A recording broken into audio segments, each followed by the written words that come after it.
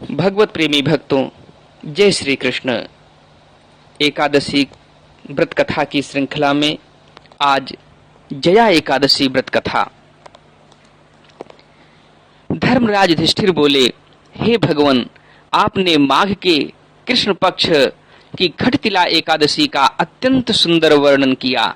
आप स्वदेज, अंडज, उद्भिज और जरायुज चारों प्रकार के जीवों के उत्पन्न, पालन तथा नाश करने वाले हैं। अब आप कृपा करके माघ शुक्ल एकादशी का वर्णन कीजिए।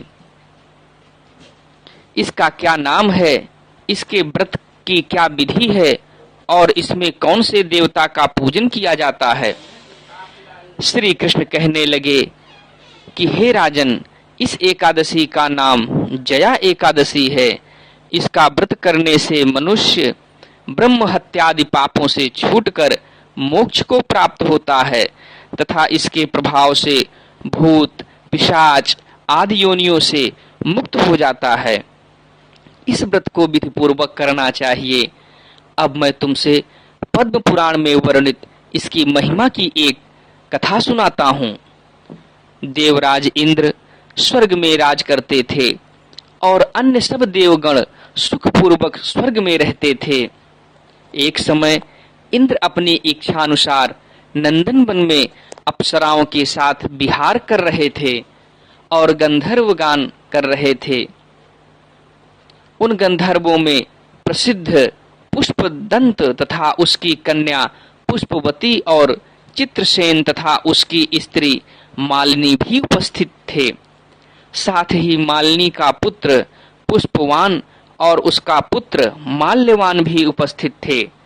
पुष्पवती गंधर्व कन्या माल्यवान को देखकर उस पर मोहित हो गई और माल्यवान पर काम बाण चलाने लगी।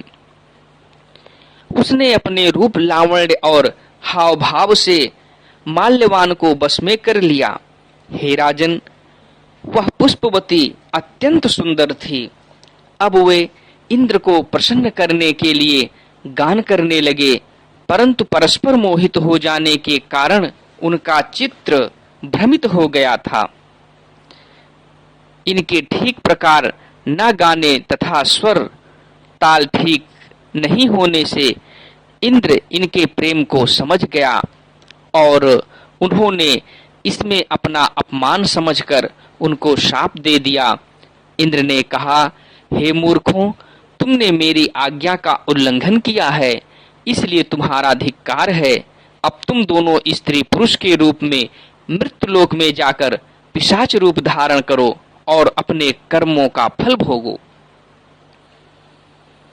इंद्र का ऐसा शाप सुनकर वे अत्यंत दुखी हुए और हिमालय पर्वत पर दुखपूर्वक अपना जीवन व्यतीत करने लगे। उन्हें गंध, रस तथा स्पर्श आदि का कुछ भी ज्ञान नहीं था। वहां उनको महान दुख मिल रहे थे। उन्हें एक क्षण के लिए भी निद्रा नहीं आती थी।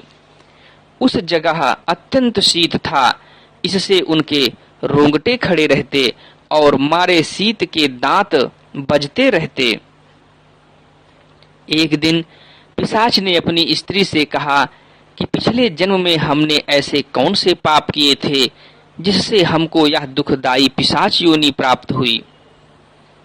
इस पिशाच योनि से तो नरक के दुख सहना ही उत्तम है, अतः हमें अब किसी प्रकार का पाप नहीं करना चाहिए।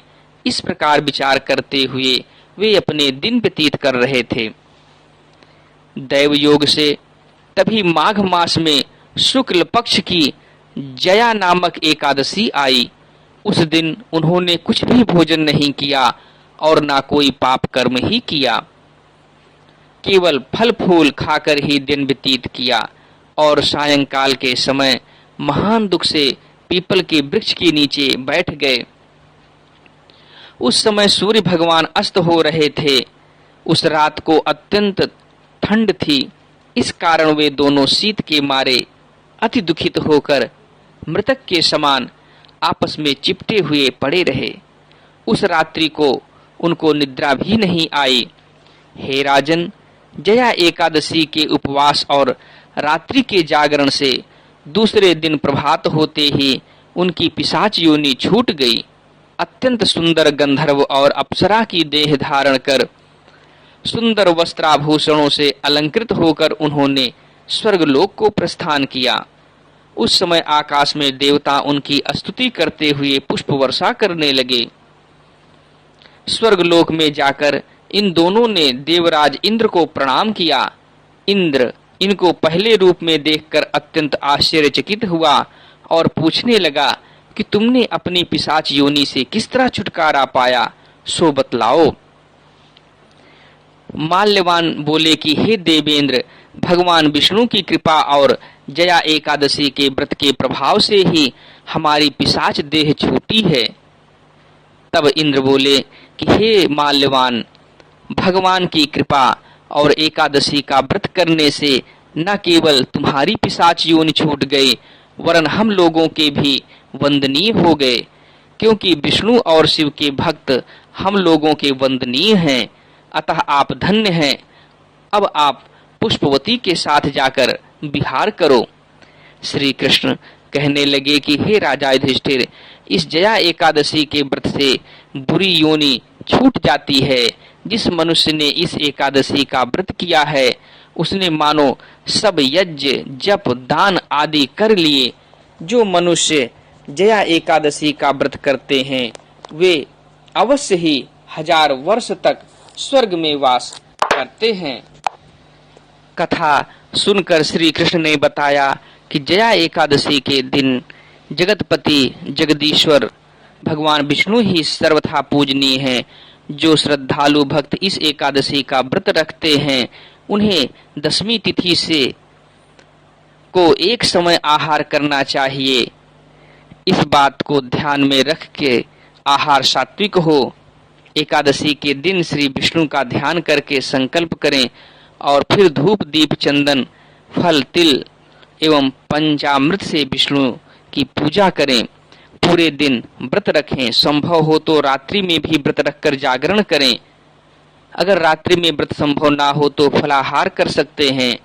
द्वादशी के दिन ब्राह्मणों को भोजन कराकर उन्हें जनेऊ सुपारी देकर विदा करें, फिर भोजन करें। इस प्रकार नियम निष्ठा से व्रत रखने से व्यक्ति पिशाच योनि से मुक्त हो जाता है।